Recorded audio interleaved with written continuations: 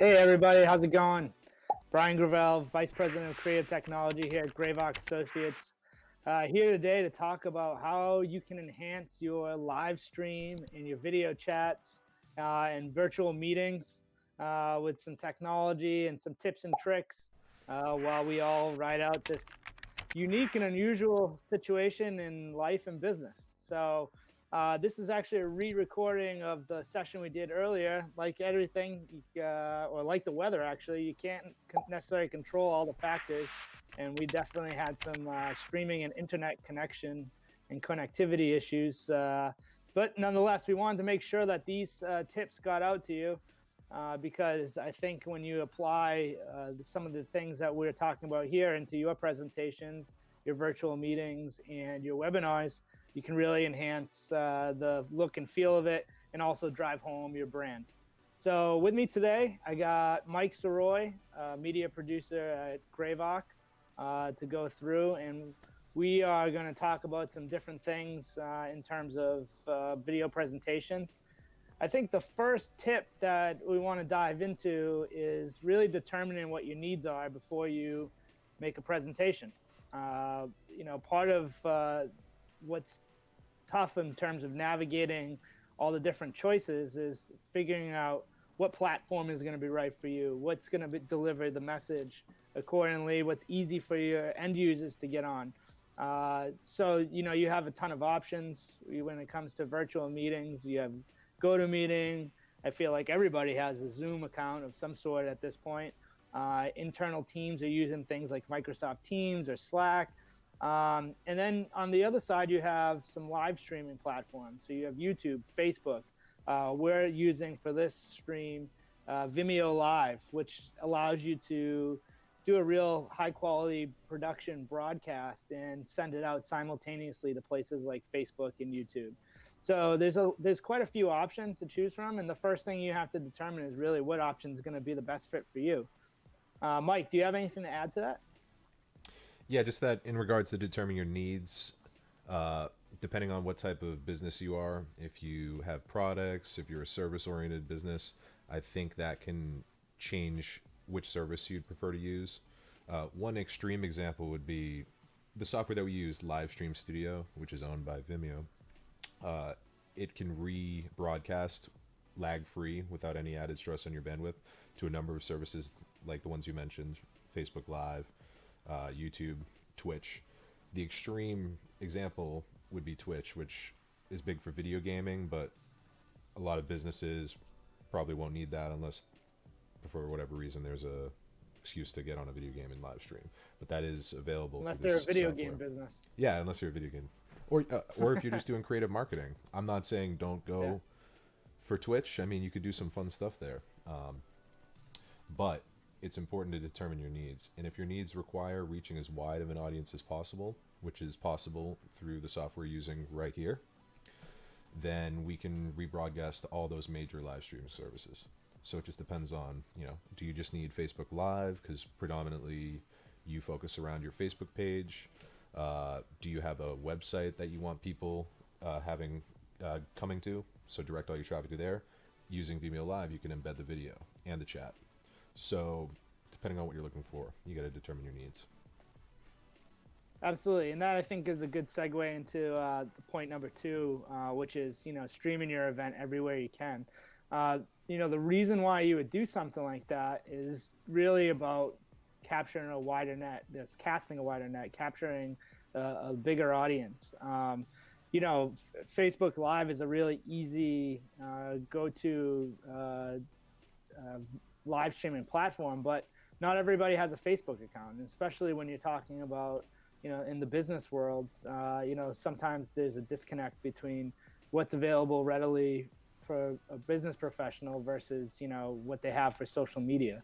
So by getting your broadcast out to as many platforms as possible, you're hitting a wider audience. Or in the opposite, you can look at like really what's going to fit the audience I'm going for the best and concentrate on one. Like we said earlier on, our objective is to try to really reach as many people as possible. So we have a very active Facebook community. We have a YouTube account which we keep up regularly based on all our video production we're doing. So those two platforms for us made sense to broadcast this out to. And we really wanted to be driving people back to our website. So using Vimeo and the embed code on our website was really key for this type of engagement. Exactly. And I think streaming everywhere you can is beneficial because there was a period early in the life cycle of YouTube and videos online where it was all about getting as many views on one service or one platform as possible. So people would just upload to YouTube, hope that it gets millions and millions of views, and they don't care about it being spread on other platforms. But the disadvantage to that is that some people aren't on that platform, or some people can be organically found through other means that they might not if they didn't happen to randomly stumble on the YouTube video. So what we do here, I think, is beneficial because you cast as wide a net as possible. You don't have to worry as much about individual numbers. You can look at that after the fact. You could say, okay, I went live on YouTube and Facebook, Twitch, Vimeo Live, and we got the most numbers on Facebook or the most numbers on Twitch. And you can kind of redirect your focus or what service you're going to emphasize on. But I think that at the end of the day, the more you stream to, the more important it is, as opposed to just getting a lot of views on one page. Mm-hmm. Yeah, and I think the next tip that we're covering, goes beyond just where you're presenting to, but like how you're presenting it. Our goal is, always with the video production arm and background that we have at our company, is always to produce a high quality experience. So you have to think about kind of what that looks like. Are you broadcasting or streaming in HD and or 4K? Because not all platforms are going to be able to do that. I mean, what kind of camera and microphone are you using? You can see Mike in his shot has a nice USB microphone set up, and the quality is really good. I have my, standard practice Apple earbuds on, and my mic probably does not sound as great. So thinking about equipment and the pieces you have in play, can be a factor, especially if you're doing a streaming event versus like a virtual meeting. I think there's some liberties that you can be taken. If you're having a virtual meeting, people would just, being able to connect is like the main concern. Whereas, if you're doing a virtual event, so in other words, you're hosting an event that for all intents and purposes can't happen in person, and you want a high quality experience, you're going to want to think about your equipment, what you're using in terms of quality and what you're broadcasting quality. And as we experienced earlier, what your connection is like. We didn't have the benefit of, a dedicated internet line, and we were pushing the boundaries of it. And ultimately, like, the connection point was dropped quite a bit. So, things like that. And you have to play around and figure out what are the best settings for your business and organization, and what you're trying to achieve. Right. And touching on the gear, that's important because especially now that we're social distancing and a lot of people are on Instagram Live or going on Facebook Live, a lot of people are going live more than they would have before. Mm-hmm. People are working from home or staying home. Instagram is popular. A lot of people are on it, and it's very easy, but it's very, very limited. You can't use a different camera. For example, I can have a multiple camera shoot. I mean, technically, this is a multiple camera shoot because you're on the stream. And back there, I have some DSLR cameras, some higher quality gear, and I can actually hook that up as well. That's something that you can't do with Instagram Live. All you have access to is the camera and some limited chat functionality and not many features, really. I mean, here you can see, let's see, it's reversed. There's tip number 3. Yeah. That's a separate window. We have the title of the webinar down there. The branding, the GraVoc blue as the border frame, all these animated transitions, intro, outro content. I think it helps you set you apart as a business and a brand.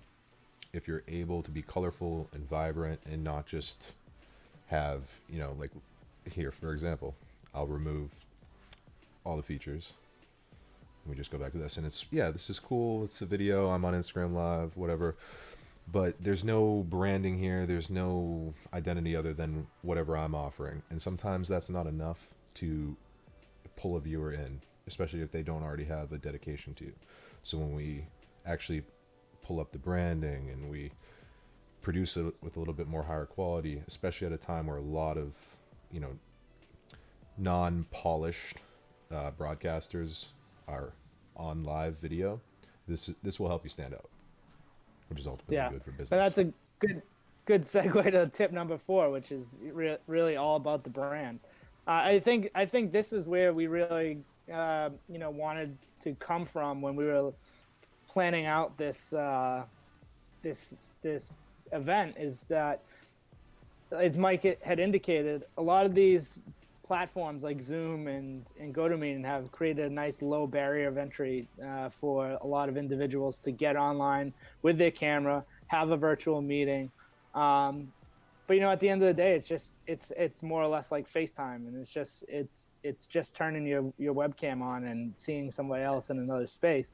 If you're really presenting to somebody and want to convey your brand and drive home, that you have a professional look, and something like what we're doing is a little different and stands out. It separates you from the crowd. So as these events increase, in terms of the volume, and we, possibly are having to work remote for, an extended period of time, you'll see more and more events where they all start to look the same. And, customizing the video to match your brand really makes you stand out from the crowd, and it also gives some identity back to your company. Exactly. Yeah, quality is important. People can absolutely feel it. It's a visceral thing. So, Mike, talk about our next tip, number 5, using vibrant visuals. Mm-hmm. So as Brian said, tip number 5, use vibrant visuals. So as you can see, and as I mentioned earlier, the frame up here, that's our branding, and it's subtle, but even when we cut to just a close-up of somebody's face, our branding is still there. And even if you took away the logo down there, that is our color, and the more we can include that and incorporate that into our presence online, I think that people know that Facebook blue and the Coca-Cola red, YouTube red, like they associate the color with the brand. So the more you can do that, the more memorable you're going to be as an identity out there. And all the animations over here, again, it's mirrored for me. So all the animations, they're all synced in terms of the style of the imagery, just like our intro video with the cartoon animations. Because the more colorful and the more fun it is, the more engaging it's going to be to the audience. People passing by on their newsfeed and they see the live stream, they might stay and unmute it and check it out a little bit longer than they would normally if it was just somebody's face, somebody who they don't know. So I think that you can also utilize your brand. Like, let's say it wasn't Brian and I on the stream, but we had the same frame or a similar frame. I mean, the more that content appears, the more memorable it's going to be, and the more identifying the features inside that video will be. So I think that ultimately you want to be able to incorporate an identity that isn't just a face and a camera, whether it's your colors or your logo or just branding guidelines that you follow. A professional software like the one we're using will really help you do that and take your brand to the next level. Yeah, I agree. And I mean, we're using a software that has a lot of capabilities built into it. And, as video producers, we get excited about what you can do with having virtual guest cams and, remote camera pop-ins and graphic overlays and being able to roll video, and just like we would at a live event. But if you're using a simple software, more of a virtual meeting software like GoToMeeting or Zoom, for example, Zoom has virtual backgrounds. Think about putting a branded background on that, and instead of having the room you're sitting in, have it be your brand. Just a still image file of your brand, on white or something like along those lines. GoToMeeting, same thing. I mean, if you're sharing a presentation deck, think about what that deck looks like. Just because people are going to be trying to engage and be looking at a presentation for upwards of an hour, sometimes maybe even more, and you want them to be able to stay engaged with it. So like a PowerPoint deck with white background and standard text may work fine for a meeting where you're presenting in the room, but when you're in the virtual space, you have to connect with them a little bit, connect with your viewers a little bit more. So like spicing up that deck, even in using that in something like GoToMeeting, just drives home the presentation and the value that you're trying to produce. Right. Yeah, and the importance of being vibrant and being colorful, again, just is applied to the idea that you want to grab the viewer's attention. So the more like fun, I guess, for lack of a better word, the more of that you can inject into your content, your presentation, the better. At least for social media purpose. Which is so. Next tip is really about engagement and interactivity. This kind of tends to fall more on the live streaming side. There's a lot of examples of how you can engage. The most basic that I think applies to all platforms is the ability to chat. So, opening up a Q&A and how you do that, but allowing people to really contribute and ask questions.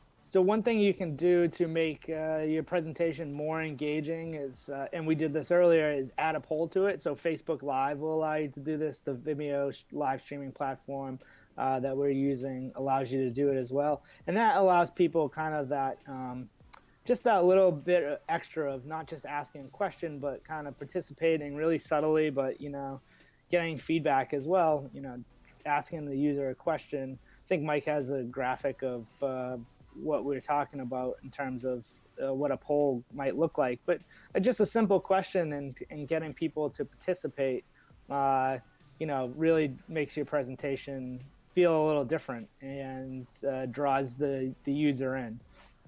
Some people might not want to ask questions or don't think what they're typing up, has value, but with a poll, it's really easy. You can just click a button and give an answer.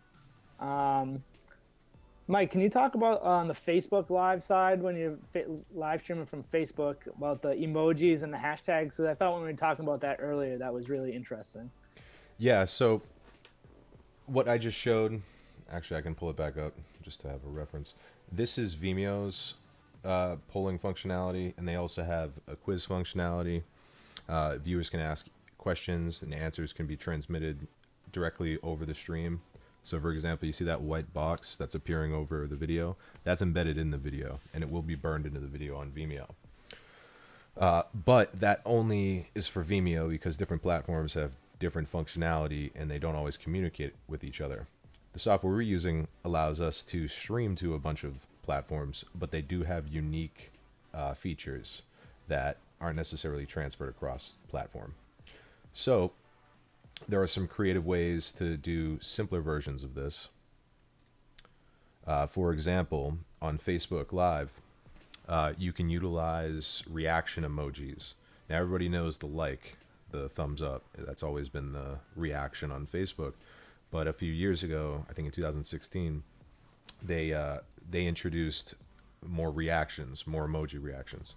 And it took them a while, I think a year or so, maybe a few years. They finally admitted that it indeed affected the algorithm that pushes content to the top of the newsfeed or into people's news feeds at all. Meaning if your post got more hearts and wow emojis and haha emojis, your content would be broadcasted to more people, or at least shown on more people's news feeds. So you can kind of gamify that, or rather add an, we'll get to gamification later, but you can add an interactive tool to that that's very simple to use and will also serve a dual purpose of promoting your video through the algorithm. So you're more likely to be seen. So, for example, I have this animation. You could play something like this, and you would say, restaurants, wow emoji, live events, haha emoji. Which of these two things do you miss more now that we're in a era of social distancing? So you could say, hit the corresponding emoji in chat, and I'll give it a minute, let people start reacting, and then chances are you'll see people in your chat clicking one or the other because they want to be engaged, and people like fun things like that, or people want to express their opinions. Never underestimate people's desire to express their own opinions. So this is a good way to leverage that, make it fun, make it interactive, and ultimately promote your video a little bit more. Absolutely. So, and Mike was hinting at the next tip that we are moving on to, which is the gamification piece. It's very similar to the engagement part, but you can really make things more interactive and give it a fun, as Mike said, feel to it, gamifying it. So quizzes are a good example, polls are a good example, a scavenger hunt by interacting with the chat. Some platforms, for example, like Twitch and Mixer, they already have these interactions built in, and you can use those. And that kind of goes hand in hand with tip number 8, which is adding incentives to your virtual event. So giving people a reason to stay engaged. Maybe it's you're giving out an Amazon gift card for the person who answers the question first, or maybe you in this state of affairs giving out free rolls of toilet paper for everybody who watches it through. But I mean, you could do a lot of different things. They don't have to be crazy incentives, but just ways to keep people engaged, give people a little bit of a game, a fun, light feel to it, and reward them for participating and sticking with your presentation. Exactly. Yeah, I think people, obviously it's going to drive more viewership if there's a chance of a reward for visiting. And it doesn't have to be a massive investment. I mean, if you're a company that has a product, you could offer a free product to one lucky winner. You could also go back to the previous point, gamification. You could ask people in chat, okay, type in chat or click like, or and let me know what you think about this, and I'll pick a random winner and you get something at the end. So drives up viewership. And then for the people who do have the fortune to win, I mean, they're going to remember that. It's going to build a strengthened relationship between a number of your audience members. And it doesn't have to be something physical. It could be a discount code, it could be anything. Yeah. But I think it's a good way. It reminds me of like what engage. I was gonna say. It reminds me of when you're at like a live event, they do, or like a trade show or something. They do the giveaways at the booth. Everyone drops in their business card, and then they're giving something out at the end. It's a way for you to collect email addresses, things like that, and just a way again to reward the people who are stopping by and giving you their time. Our next tip is kind of like we're doing a real live example of it, which is a special guest appearance. So what you're seeing right now, Mike is really presenting and running the spot, and I'm technically a guest camera in this stream. So being able to do that, especially when you're doing a virtual stream of an event and less of a multi-camera meeting, it just adds some dimension to what you're able to do. So rather than one person being in one space, talking to camera, you're having somebody come in from a completely different space and having them on as a guest. The example we were doing in our presentation earlier was basically, being able to send out a link and getting someone random from the audience. Not all platforms are going to be able to accommodate this, but bringing in guests to the presentation, again, can add depth, dimension, and really change the feel of it. So we got one more tip, and I think Mike can wrap it up with tip number 10, which is the importance of driving traffic to your website by embedding your own video chat. Right. So we're using a software that is actually in partnership with Vimeo, and Vimeo allows the video to be embedded, and also the chat has a separate embed code, so you can optionally embed the chat directly on your website. So essentially it's a way to almost white label a live stream. If your goal is to drive traffic directly to your website, this is a good way to do that. You can embed it. You don't have, like, for example, on YouTube, everybody knows on the right side it has the suggestions, recommended videos. Well, depending on what you've been searching for, maybe there's some stuff you would care not to see, or just like unnecessary stuff, unrelated stuff. It's better to have more control over what your audience is seeing, or because ultimately it's a distraction. What YouTube wants is for people to click on those videos. So it's almost like you literally have competition hanging right there on the right side of your screen. So if there's a importance or a desire to have a little bit more control over that, it's a reliable platform, and it is also streaming to Vimeo.com. So if you do have a subscriber base on there where you're interested in uploading video content consistently and you'd like to use Vimeo as a platform, that's a good option because it's very easy to use. There's a lot of functionality there for live events, broadcasts, editing after the fact. Yep. And as the aforementioned quiz and poll functionality shows, there's some really cool built-in features that YouTube doesn't have. For example, that's a little more restricted on YouTube's live stream platform. Yeah, and I think if the platform you're using has the ability to embed on your website, I mean, it's a win-win. So you're not driving somebody to a third-party resource. You're bringing them to your own site, and the content that you're talking about can be nested underneath the video live stream, so that when the presentation's done, they're just scrolling through the page, they're staying on your site, they're engaging with your content, your brand. And it just really drives it home, and it gives it a little bit more, as Mike mentioned, a white label feel, the look and feel of your brand, and keeps people on your site. So not all platforms have the ability to do that, but if your platform does, or the one that you like to use does, definitely think about that when you're planning your event. So, as we learned today, there's some things you can't control. Like, certainly we had some trouble with our stream, but it's the meat of the content of the presentation that we really wanted to make sure that people got, and that's thinking about what you're putting out in terms of the look and feel, the brand, the interactivity, where it's being displayed, what channels it's being put on. What are your limitations from a technology standpoint when it comes to bandwidth, cameras, microphones. So there's a lot to think about, and you can definitely do a basic presentation and meeting very easily now in the world we live in. But as more and more of those come out, you have to figure out ways to stand out from the crowd. And we hope these 10 tips get you thinking about ways you can do that. Exactly.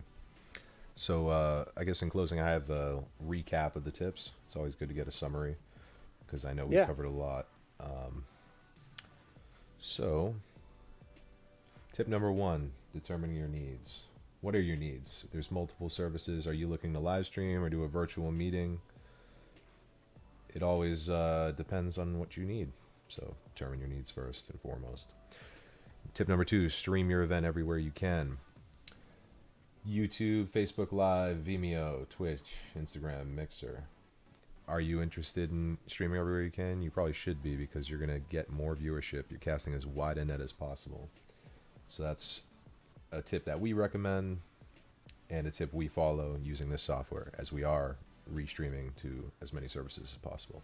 Tip number 3, make the display high quality. Now, we're all about quality at GraVoc. We like high quality things. We like HD. This allows us to record out to a 720p HD. Technically, we could go higher, but we don't want a low quality compressed stream like you would get off of a GoToWebinar or GoToMeeting when doing a presentation like this. We want to look nice and crisp, nice and clean. We want the animations to pop. We don't want pixelation and just not good looking content. So make the display high quality. And using a software like the one we're using, that allows you to do that. Tip number 4, customize your video to match your brand. As you can see, if I pull in or push in our frame, our logo can come in. That will come over when our cameras are up. All the colors, all the icons, the style, the font, it's all branded to GraVoc. It can be branded to your company. This is a software that allows us to be as branded as possible. It is essentially a television broadcast studio on a computer, and then some. And then tip number 5, use vibrant visuals. Connected to the previous point, but it's important to utilize color psychology, understand how vibrant colors and vibrant icons and pieces of visual content can attract a viewer, retain them for longer periods of time, and ultimately make your brand identity more memorable. And as mentioned, in an era where everybody's live streaming, helps you stand out from the average live streamer just staring into a camera on their phone or their computer. Tip number 6, add interactive and engaging tools. We showed the polls, we showed the quiz functionality for that. It's great for keeping viewers engaged, giving incentives to join, and that leads into the next tip, incentives. Tip number 7, gamification, adding quizzes, scavenger hunts, and games to your webinar. It can keep people engaged for longer and longer. And tip number 8 is actually incentives. Ironically, tip number 7 can kind of be an incentive of its own, but there are other ways to do incentives that aren't just necessarily games. So add incentives for your audience to watch to the end, not just a momentary thing. Think about strategically how you can engage an audience member the most, and adding incentives, depending on your definition of that, can be a great way to do that. And that leads into tip number 9, special guest appearance. As you could see, Brian on our stream today, he was actually joining us through the special guest functionality, and it's real simple. Let's say you were using this software, we were running this for you, and you had somebody who wanted to get on camera. It's as easy as sharing a URL. The person opens the URL in Google Chrome, and as long as they're on a laptop or a computer that, a lot of them have built-in cameras and a microphone. You could also use headphones, like your Apple headphones with the mic. You can use that, and that's it. They don't have to download any extra software. It opens up from Google Chrome, and as you can see, it's pretty awesome quality, considering how easy it is. And lastly, tip number 10. And that tip is drive traffic to your website through embedding. Now, something we didn't touch upon, but our marketing director, Christine, would probably be upset if I didn't mention it, is that by embedding the stream directly on your website, it'll decrease your bounce rate. And what does that mean? It means that it'll improve your SEO rankings by having people on your site for a longer period of time. So ultimately, that's going to add to your discovery capability on Google. Although, Brian, I'm not sure if you did mention that, because I might have been switching video content at that time, because I am running the broadcast. Yeah, no. I didn't mention that, and it's a good point. And it's one of the reasons why I think part and parcel with putting the content that's related to that underneath the stream and keeping people on your site and possibly having them move throughout the site after the stream. is key. That's where your content lives. That's where your brand lives. And, you're getting people there versus sending them to a third party application like a Zoom or a GoToMeeting. So if you can embed and put it on your site, by all means do so. And at the very least, put your rebroadcast on your own site so you can send people a link to your content on that. There's a lot of ways to do it, but always driving people back to your website is critical, especially when we can't get together face to face. It's the website's an extension of you and your company, so it's important to use it as much as possible. So, Right. Well, thank you, Mike, for joining us today and putting together this presentation and steering the ship in our first of our virtual event series. Stay tuned for more to come. Christine from our marketing team will be pushing out new ones next week. I believe we have one on IT or information security with Nate Gravel and Steve Rizzo. And we'll be doing more tips and tricks. And if you have any questions for us in terms of presentation, we had a couple after the meeting, but feel free to reach out, drop us a line, and we'd be happy to answer them and give you some ideas. Thanks, everybody.